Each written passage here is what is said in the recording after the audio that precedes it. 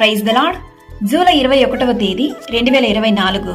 ఈరోజు దేవుని వాక్యము. అప్పుడు సర్వశక్తుని యందు నీవు ఆనందించదవు, దేవుని తట్టు నీ ముఖము ఎత్తెదవు. యోబు గ్రంథము 22వ అధ్యాయం 26వ వాక్యము.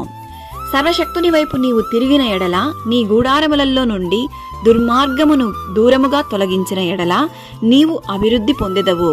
అప్పుడు సర్వశక్తుడు నీకు అపరంజిగాను ప్రశస్తమైన వెండిగాను ఉండును. సజ్జీవుడు సర్వోన్నతుడైన దేవుడు మనకు తోడుగా ఉండగా దేని గురించి భయపడవద్దు. దేవుని వాక్యం ఇలా సెలవిస్తుంది: నేను నడుచు మార్గము ఆయనకు తెలియను. ఆయన నన్ను శోధించిన తరువాత నేను సువర్ణము వలె కనబడుదును. వారు ఆయన తట్టు చూడగా వారికి వెలుగు కలిగెను. వారి ముఖములెన్నడును లజ్జింపకపోవును. సింహపు పిల్లలు లేమిగలవై ఆకలిగొనును. యెహోవాను ఆశ్రయించు వారికి ఏ మేలు కొదవై ఉండదు. కావున ప్రతి విషయమందు దేవునిపై ఆధారపడి ప్రార్థించుము. దేవుని యొక్క కృపా కనికరము దీవెనలు మీకు, మీ కుటుంబానికి, మీరు చేయు పనులన్నిటిలోనూ తోడయుండునుగాక.